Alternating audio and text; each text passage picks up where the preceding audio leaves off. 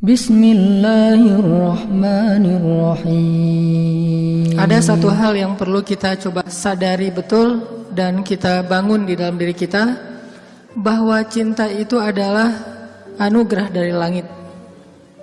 Cinta itu adalah anugerah dari langit. Bahwa cinta itu adalah pemberian dari Allah Subhanahu wa taala. Dan gak mungkin Allah memberikan rasa cinta yang membuat seorang hamba bertambah dosa, itu gak mungkin. Yang menambah dosa, yang menambah kejauhan kita dari Allah SWT pasti bukan cinta. Jadi kalau ada rasa yang buat kita gak khusyuk dalam sholat, pasti bukan cinta. Kalau ada rasa yang bikin kita jadi sakit hati, pasti bukan cinta.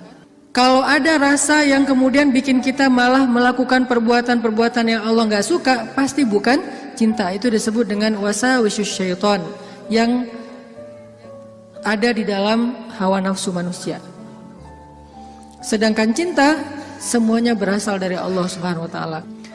Dan cinta yang Allah titipkan kepada kita di antara hamba-hamba Allah di muka bumi, di langit dan seterusnya, itu cuma satu bagian dari 100 bagian cinta yang Allah simpan di dalam surga. Jadi satu bagian itulah yang kemudian kita lihat dari seorang ibu kepada anak, dari seorang ayah kepada putranya, dari seorang anak kepada orang tuanya, dari seorang pasangan kepada pasangannya, suami istri, istri kepada. Satu bagian yang kemudian dibagi di antara hamba-hamba Allah yang sangat banyak, miliaran bahkan tidak terhitung.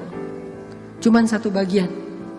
Satu bagian itu kita udah bisa ngelihat pengorbanan seorang suami yang luar biasa. Kayak misalnya teman-teman yang nge-follow Rumah Teduh Sabadiin, ada seorang anak ngerawat ibunya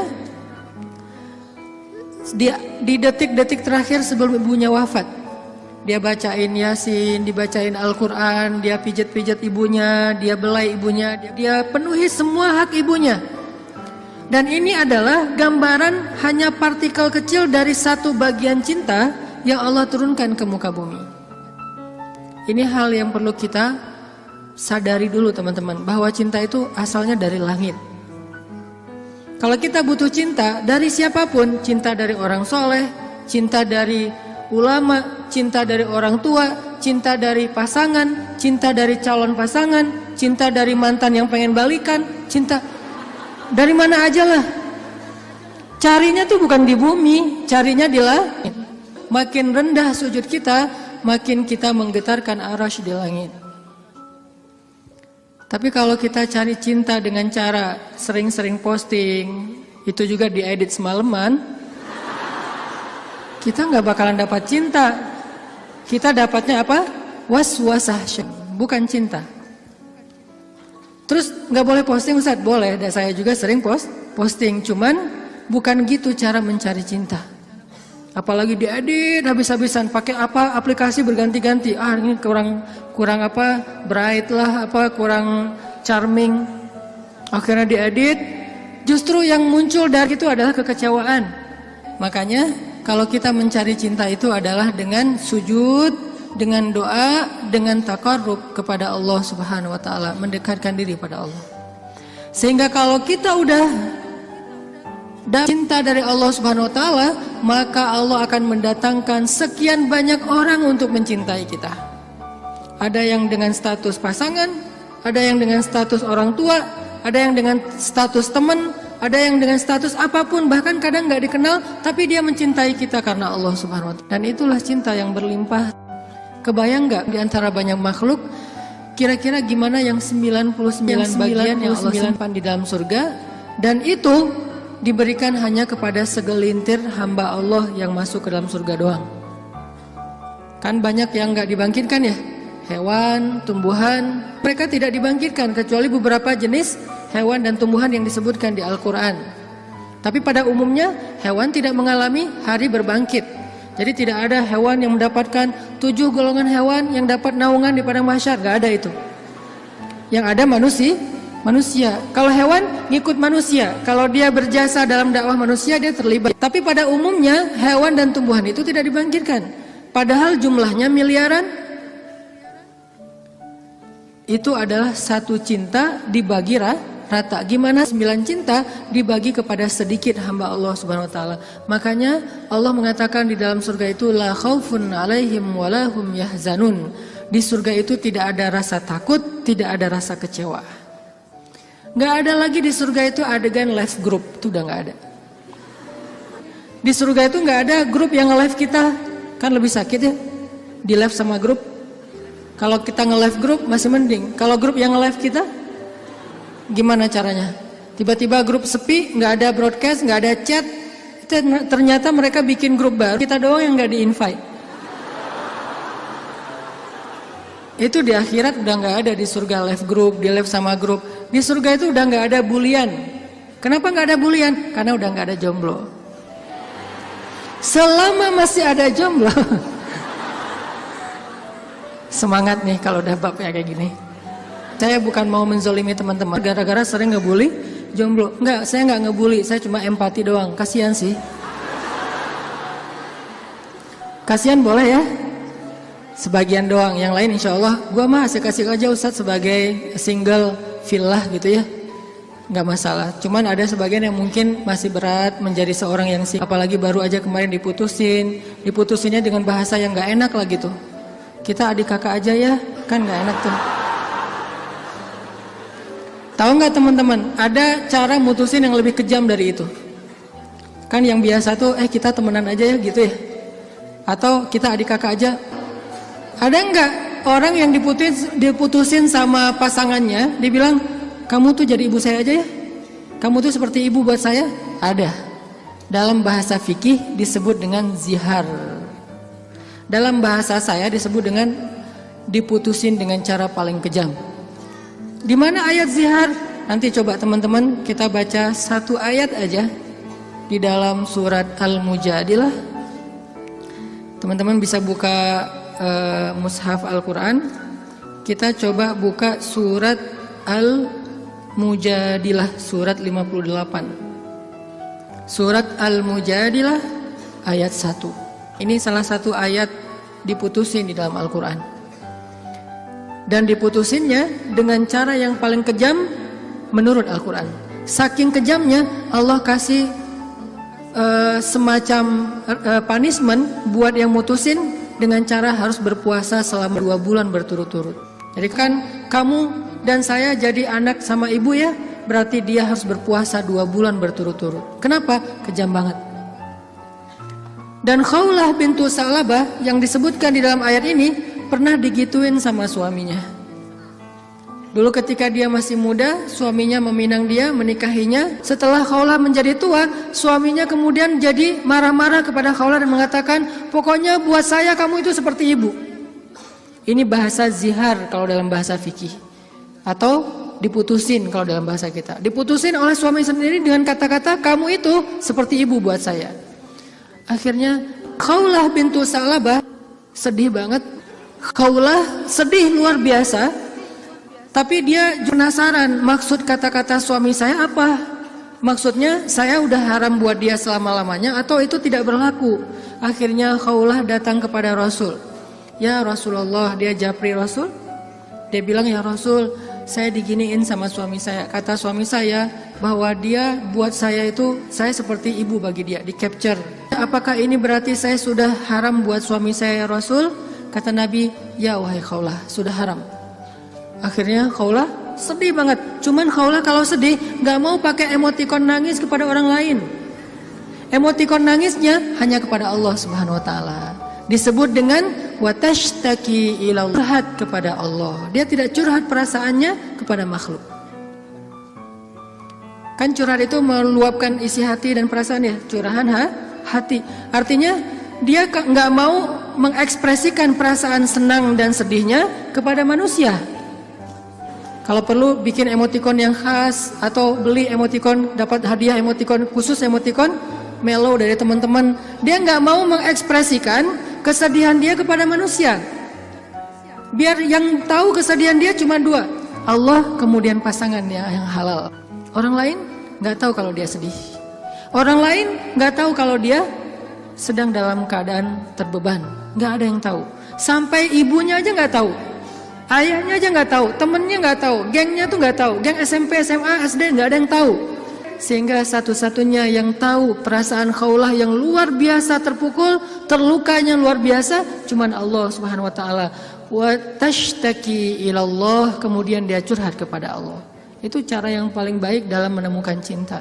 Ketika cinta itu mulai flat, ketika cinta itu mulai nggak ada rasanya, maka menumbuhkan kembali cinta itu dengan cara wa tashtaki ilallah. Gini caranya. Bukan gini. Tapi hal yang paling baik untuk dia lakukan kalau dia pengen merefresh cintanya, menambah rasa cinta, dan itu nggak hanya berlaku untuk pasangan, berlaku juga untuk teman, cinta karena Allah, berlaku juga kepada guru, berlaku juga kepada orang tua, berlaku kepada anak. Kalau kita ngerasa cinta kita mulai garing nih, mulai rasanya tuh hambar, maka yang kita lakukan watashtaki ilallah, minta kepada Allah Subhanahu wa taala. Karena dialah yang Allah titipkan, yang Allah kirimkan dalam hidup kita untuk kita luahkan semua rasa bahagia, rasa cinta, rasa sedih, rasa kecewa, semua ke dia, bukan ke orang lain.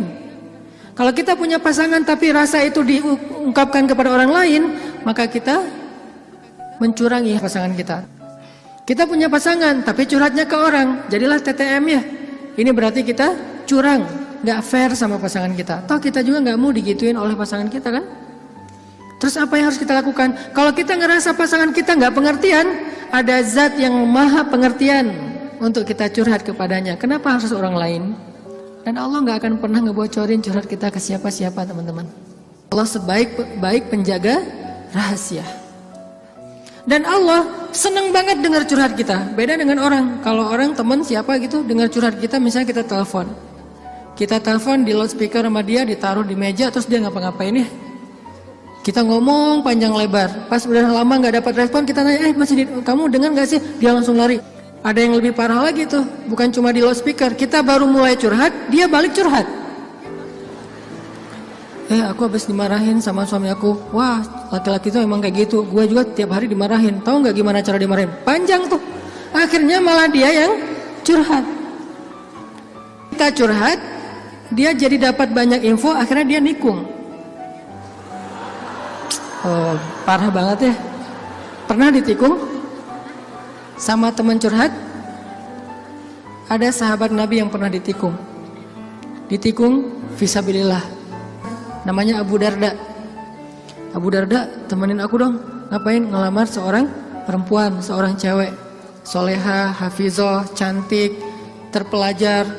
Kayaknya nih calon makmum ideal banget. Kenapa ideal? Yang salah baca ketika sholat dia bisa benerin. Tapi insya Allah imamnya nggak bakal salah baca. Kalau yang dibacanya Al-Ikhlas ya.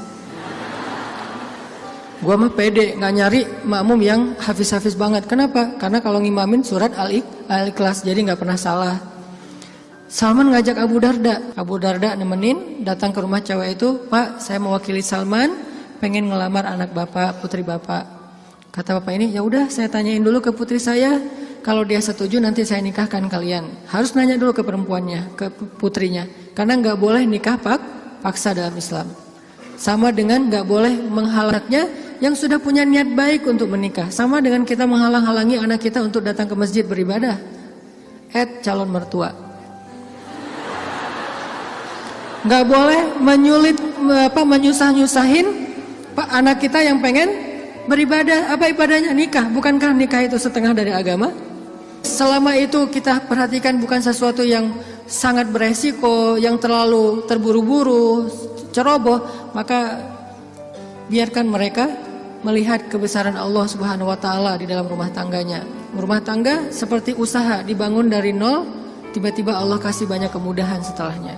Udah selesai lamar, ditanya sama ayahnya kepada putrinya, "Nak, gimana tuh ada satu orang cowok di depan ngelamar kamu? Yang mana?" Itu yang Salman, yang orang Asia.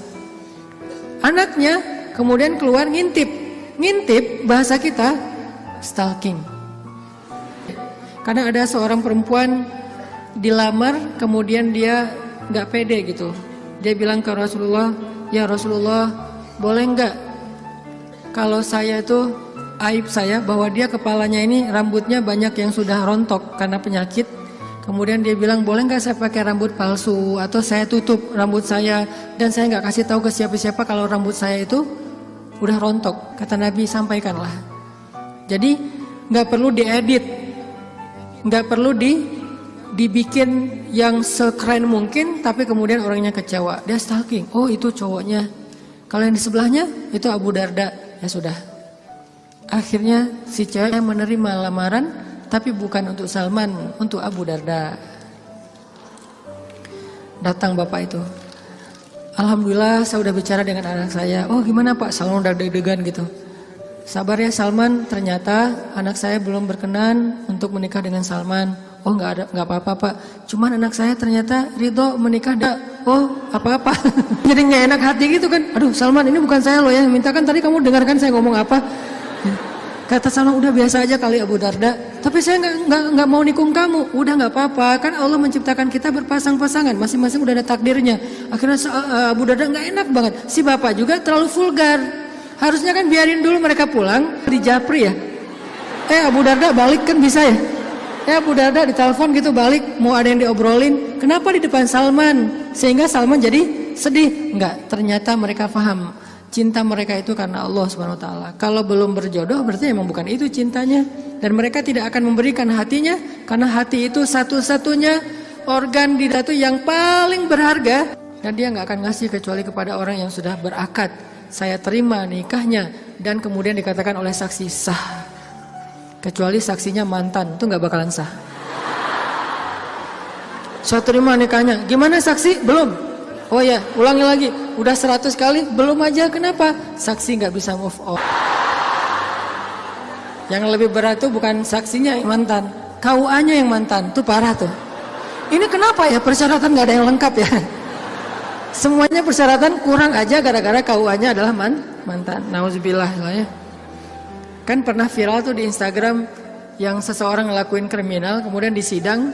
Kebayang gak sih pas lagi di sidang gitu ternyata ketua majelis hakimnya itu mantan kita. Wah, jadi kamu setelah putus dari aku jadi gini? Iya, aku gak bisa hidup lagi tanpa kamu. Ya udah apa? Kamu saya vonis menikah dengan saya. Gak penting juga. Nah akhirnya kita balik lagi ke cerita Khawlah. Khawlah curhat kepada Allah. Ketika ada masalah, Khawlah bilang, ya Rabbi ilahi. Dia curhat, dia nangis, dia habis-habisan hanya di hadapan Allah saja. Ketika di hadapan manusia, dia nggak mau menunjukin dirinya lelah di hadapan manusia. Dia nggak mau menunjukin dirinya fragile di depan manusia. Dia hanya menunjukkan kelemahan dirinya di hadapan Allah. Allah ilahi, saya fakir sedangkan engkau maha kaya. Saya lemah sedangkan engkau maha perkasa. Saya bodoh sedangkan engkau maha bijaksana. Saya bingung sedangkan engkau maha tahu segala-galanya. Kita tunjukkan semua kelemahan kita, curhatnya kepada Allah, jangan kepada makhluk. Dan Allah senang banget dengar curhat hambanya. Apa nama Allah yang maha mendengar? Sami'un. Allah itu gak pernah lelah mendengar curhat, doa, dan semua isi hati hamba-hambanya ketika mereka berbicara kepada Allah. Ya Allah, ya Allah. Setiap hari kita berdoa kepada Allah dengan doa yang sama, Allah gak pernah bosan. Makanya Allah As-Sami', yang maha mendengar. Makin panjang curhat kita, Allah makin sayang sama kita. Beda kan sama orang, makin panjang curhat kita, makin ditandain besok-besok kalau kita telepon gak akan diangkat lagi. Pura-pura sibuk lah. Terus kalau kita WA, japri gitu nggak dibaca-baca, pura-pura tadi tinggalan handphonenya apa segala macam. Karena gitu kita mau curhat, bukannya Allah mendengar doang, malah Allah mendatangi kita.